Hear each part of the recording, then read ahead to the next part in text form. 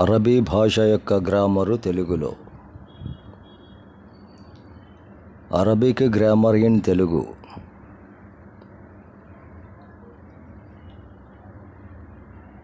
అరబీ భాష యొక్క గ్రామరు తెలుగులో భాగముగా ఈరోజు బుఖారీ షరీఫ్ అను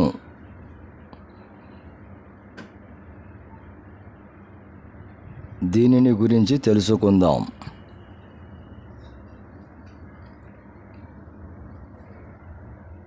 బుఖారీ షరీఫ్ అనున్నది ఇది ఒక ప్రసిద్ధిగాంచిన హదీసు గ్రంథము.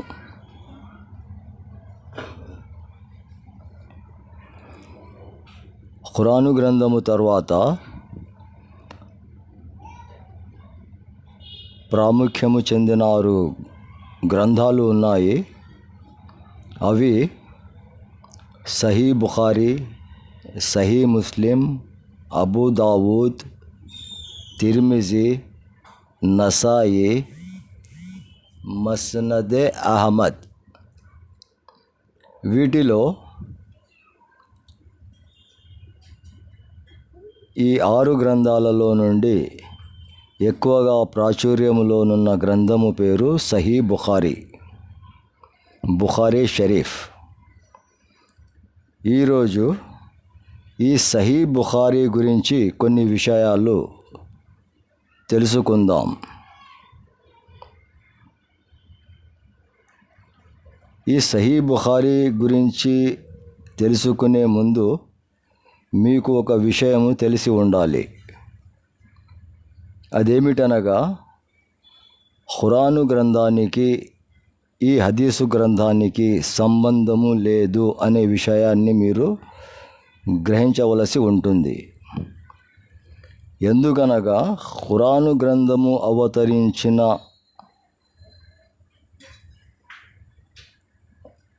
అంటే ముహమ్మదు ప్రవక్త పరమపదించిన 194 సంవత్సరాల తరువాత ఈ బుఖారీ గారు జన్మించినారు. అంటే ముహమ్మదు ప్రవక్తకు కానీ ఖురాను గ్రంథానికి కానీ ఈయనకు సంబంధం లేని విషయము. ముహమ్మదు ప్రవక్తకు ఈయనకు దాదాపు 200 సంవత్సరాల వ్యవధి ఉన్నది. అసలు ఈ బుఖారీ అనే ఈ వ్యక్తి యొక్క అసలు పేరు కూడా బుఖారీ కాదు. ఇతని అసలు పేరు ముహమ్మదు. ఈ ముహమ్మదు అను ఈ వ్యక్తే ఈ బుఖారీ గ్రంథాన్ని రచించినాడు.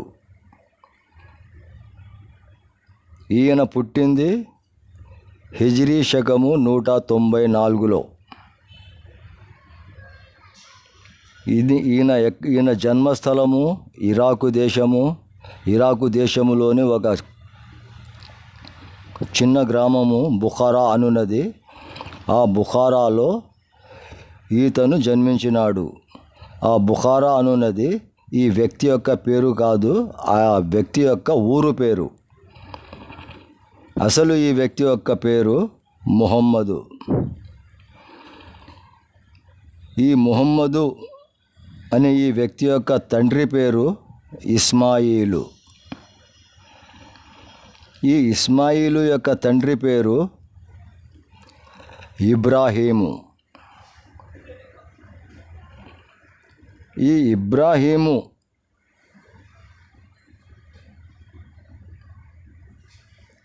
అంటే ముహమ్మదు అనే ఈ వ్యక్తి యొక్క ముత్తాత ఇబ్రాహీము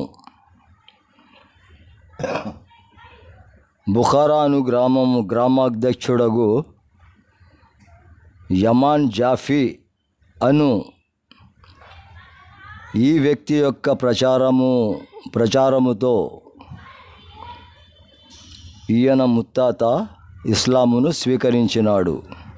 ఆయన వంశములోనే ఈ ముహమ్మదు అనే వ్యక్తి పుట్టినాడు. తర్వాత ఈ ముహమ్మదు అనే వ్యక్తి ఇమాం బుఖారీగా ప్రసిద్ధిగాంచినాడు.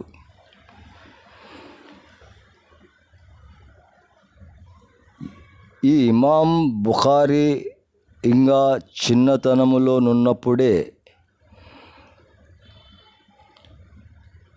అంటే ఈ ముహమ్మదు అను ఈ వ్యక్తి ఇంకా చిన్నప్పుడు ఉన్నప్పుడే ఈయన గారి తండ్రి చనిపోయినాడు. తర్వాత ఈ తండ్రి లేని పిల్లవాని బాధ్యతలు తల్లి మోయవలసి వచ్చింది.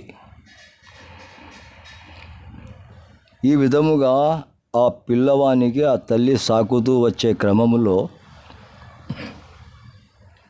ఈ బుఖారు అను ఈ బాలునికి కంటి చూపు మందగించింది. రాను రాను ఆయన గుడ్డివాడుగా తయారైపోయినాడు బాల్యములోనే.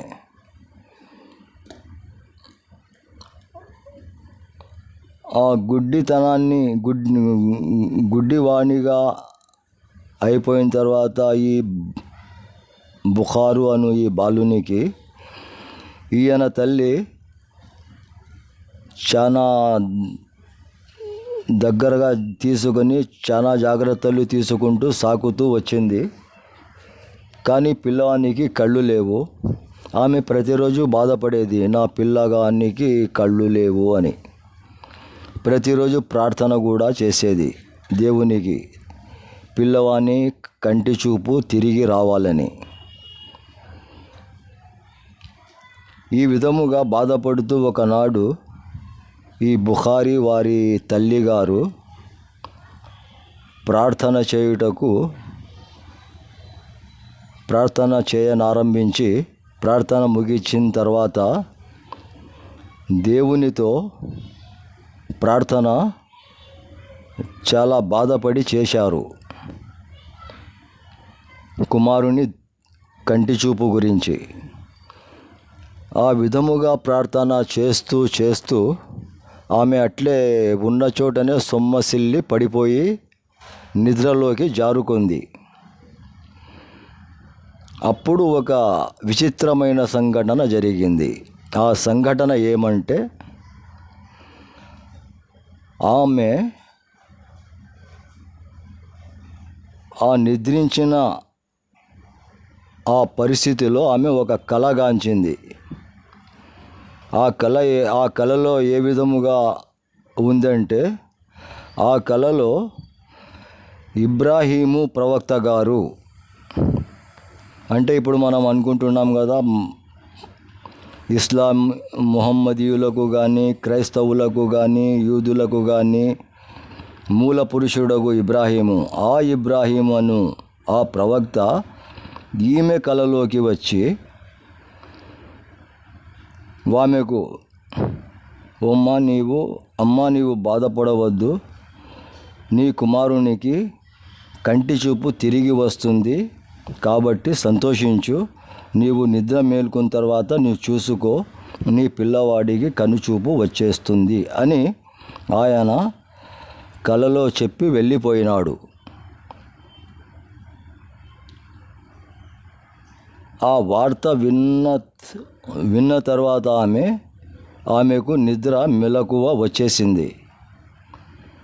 తరువాత పిల్లవానికి చూస్తే కలలో చూసినట్టుగా నిజంగానే పిల్లవాడు, అంతవరకు కళ్ళు కనబడని ఆ పిల్లవాడు తల్లిని చూచుకుంటూ తల్లి వైపు పరుగెడుతూ గబా గబా గబా వచ్చి తల్లి ఒడిలో కూకున్నాడు. అంటే ఈమె చూసిన కళ ఫలించింది. ఆ కళలో వచ్చింది ఇబ్రాహీము ప్రవక్త. ఆ ప్రవక్త వచ్చి చెప్పినాడు, నీ కుమారునికి కళ్ళు వస్తాయి, నీవు బాధపడవద్దు, సంతోషించు అని చెప్పి వెళ్ళిపోయినాడు. ఇది ఇమాం బుఖారీ గారి ఒక జీవితంలో జరిగిన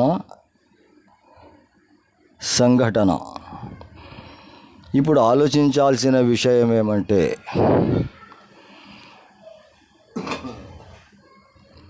ఇమాం బుఖారీ గారి తల్లి ముహమ్మదు ప్రవక్త గారి తర్వాత 200 సంవత్సరాల తర్వాత జన్మించిన ఈ స్త్రీ ఇబ్రాహీము ప్రవక్తకు ఏ విధముగా కళ్ళలో గుర్తించింది అనేది ఆలోచించాల్సిన విషయము. ఎందుకంటే ఒకవేళ ముహమ్మదు ప్రవక్తకే ఇబ్రాహీము ప్రవక్త వస్తే గుర్తుపట్టలేని పరిస్థితి. అటువంటిది ఒక సామాన్య స్త్రీ ఇబ్రాహీం ప్రవక్త కలలో వచ్చి ఆశీర్వదించినాడు, దాని ద్వారానే నా కొడుకుకు కళ్ళు వచ్చినాయి అనే ఈమె సాక్ష్యమిస్తుంది అని ఈ పుస్తకంలో రచించినారు. అంటే ఇది కట్టుకథ, ఇది నమ్మశక్యము కాదు. కాబట్టి ఈ బుఖారీని హైలైట్ చేయడానికి అసలు ఈయన పేరు ముహమ్మదు, ఈయన తండ్రి పేరు ఇస్మాయిలు, ఆయన తండ్రి పేరు ఇబ్రాహీము. ఈ ఇబ్రాహీం వాళ్ళ తండ్రి పేరు ముగైరా బిన్ బరోజబ్తల్ బుఖారీ.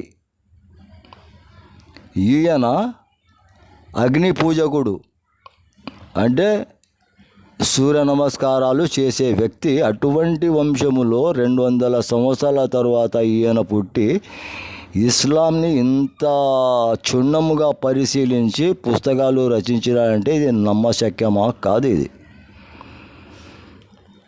ఏమంటే మనము ఇవన్నీ దృష్టి సారించకుండా ఏమో కళలో ఇబ్రాహీం ప్రవక్త వచ్చినాడు అని చెప్తేనే మనము అబ్బా అవు కదా, ఇది విచిత్రం కదా, అద్భుతం కదా అనుకొని ఇంకా గుడ్డిగా ఫాలో అవుతుంటాము. కానీ నిజంగా ఈమె ఇబ్రాహీం ప్రవక్తకు ఎలా గుర్తించింది? ఎవడైనా ఆలోచిస్తాడా? ఎవరు ఆలోచించరు. ఎందుకంటే ఆలోచించడానికే మనకు ఛాన్స్ ఇవ్వరు వీళ్ళు.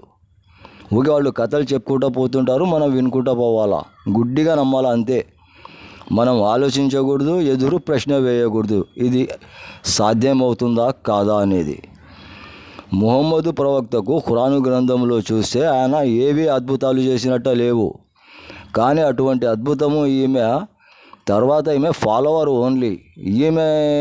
ఈమెకు ఈ కళ చూసి ఆ కళ ప్రకారముగా అది సక్సెస్ అయింది, పిల్లవానికి కళ్ళు వచ్చినాయి అంటే నమ్మశక్యము కావు ఇవి. తర్వాత ఈమె తల్లే కాకుండా తర్వాత ఇమాం బుఖారీని కూడా హైలైట్ చేయడానికి ఇమాం బుఖారీ కూడా ఒక కళ చూసినాడంట.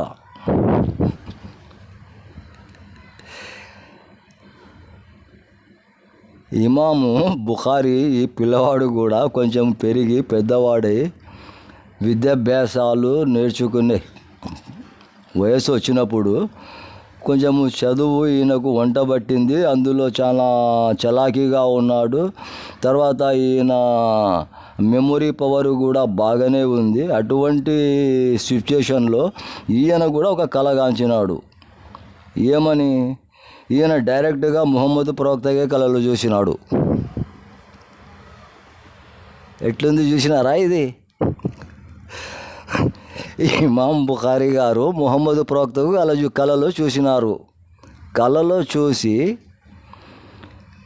ఆ కళల యొక్క మర్మాన్ని తెలియజేసే ఒక వ్యక్తి ముందర పోయి, నేను ఇలా ఈ విధమైన కళ చూశాను, దీని తాత్పర్యం ఏమై ఉంటుంది అని ఆయనకు అడిగితే ఆయన ఏం చెప్పినాడు తెలుసా? అంటే అప్పట్లోనే వీళ్ళు హదీసులు రచించే పని మొదలుపెట్టినారు. ఆ పనిని బట్టి ఆ కళ యొక్క మర్మాన్ని తెలియజేసే వ్యక్తి బుఖారీ గారికి ఏం చెప్పినాడంటే, ఏం లేదు, నీవు ప్రవక్త గారి గురించి ఆయన ప్రవచనాలు రాస్తున్నావు కదా, ఆ ప్రవచనాలు నీవు రాసేటివి ఎట్లుంటాయంటే వాళ్ళు వీళ్ళు అన్ని దొంగ మాటలు రాసేటివన్నీ నీవు కనుగొని దానికి నీవు ప్రత్యేకపరచి స్వచ్ఛమైనటివి నీవు అందిస్తావు, అది దాని అర్థమని ఆ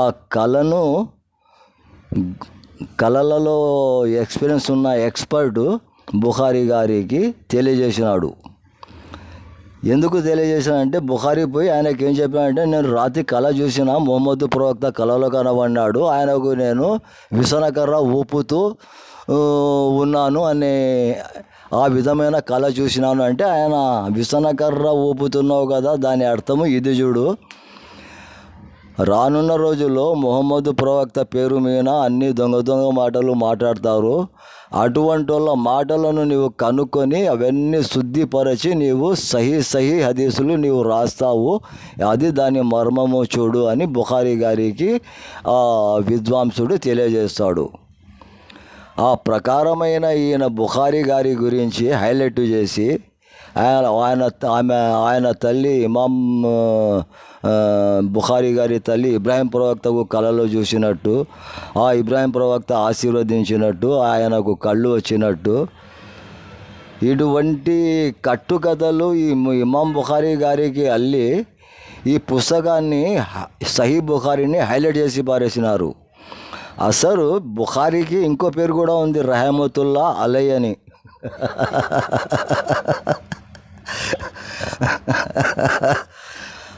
బుఖారీకి రహమతుల్లా అలై అంటే, బుఖారీ అంటే ఊరి పేరు, అది బుఖారీకి ఊరి పేరుకి రహమతుల్లా అలై అని ఎందుకు అంటారు? అది ఒక వ్యక్తికి రహమతుల్లా అలై అంటే సరిపోతుంది.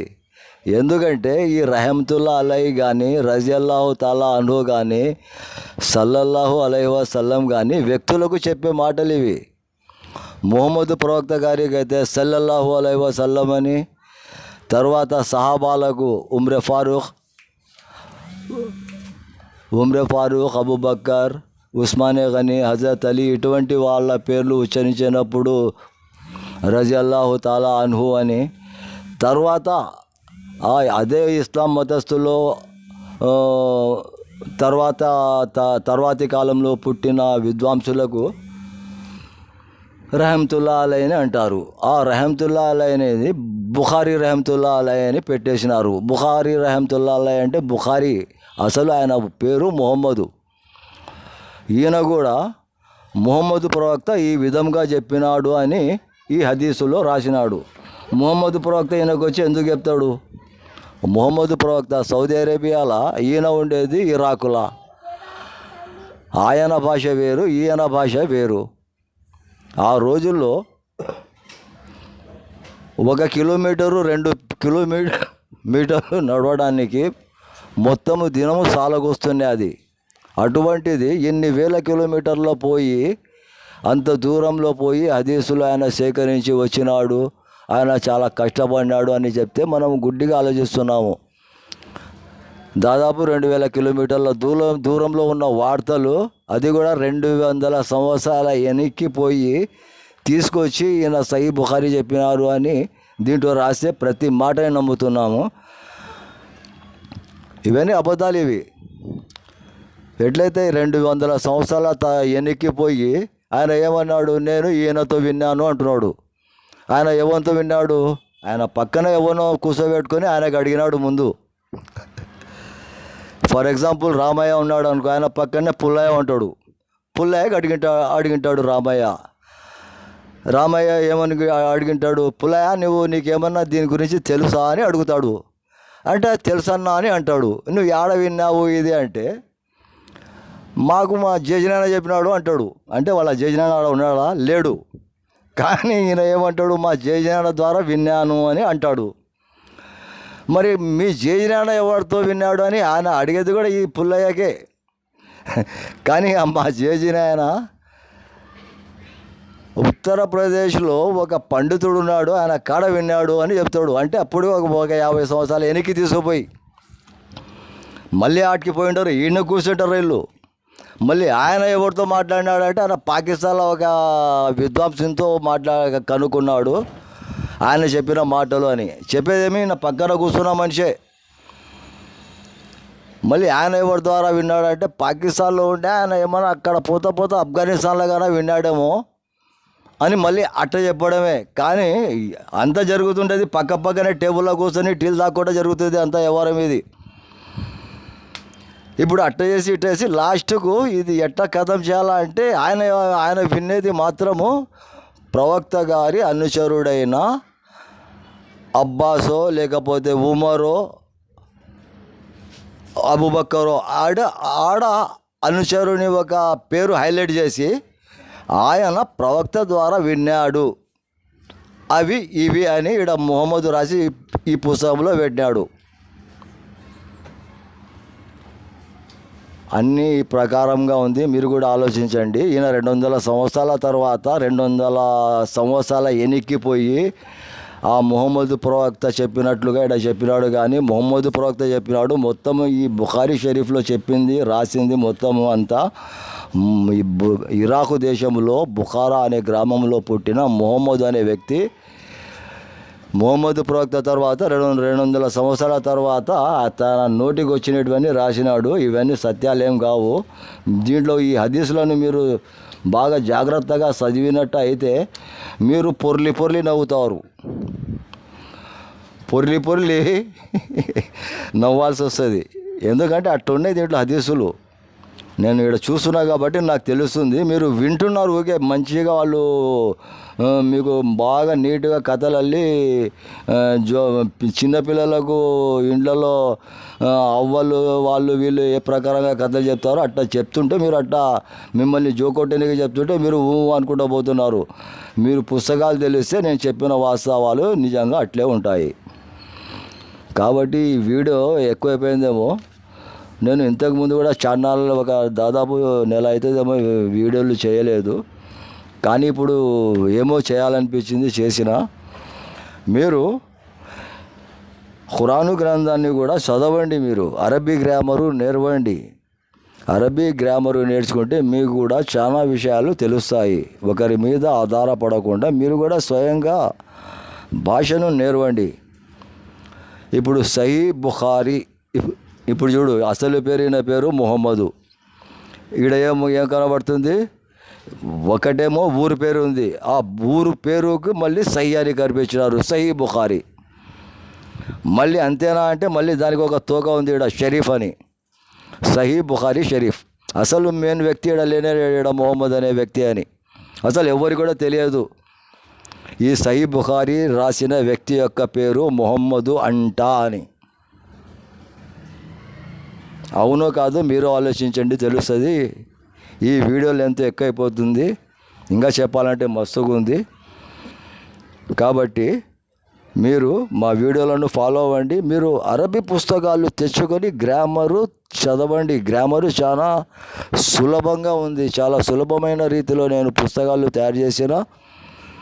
ఈ నంబరుకు కాంటాక్ట్ చేసి పుస్తకాలు పోస్టల్ ద్వారా పంపిస్తాను. నేను తెచ్చి ఇంటికాడ కూర్చొని అరబ్బీ యొక్క భాషను ఏ ప్రకారంగా నేర్వాలి అనేది అక్షరాల కాడ నుంచి వ్యాకరణం వరకు అన్ని వివరంగా నేను పుస్తకాలు తయారు చేస్తున్నా. ప్రస్తుతానికి మొదటి భాగము రెండవ భాగము తయారైనాయి, మూడో భాగం కూడా తయారు చేస్తున్నా. ప్రస్తుతానికి ఈ 2 భాగాలు సిద్ధముగా ఉన్నాయి. కావలసిన వారు ఈ నంబరుకు ఫోన్ చేసి మీ అడ్రస్లు పంపి పుస్తకాలను నేరుగా మీ ఇంటికే తెప్పించుకోగలరు.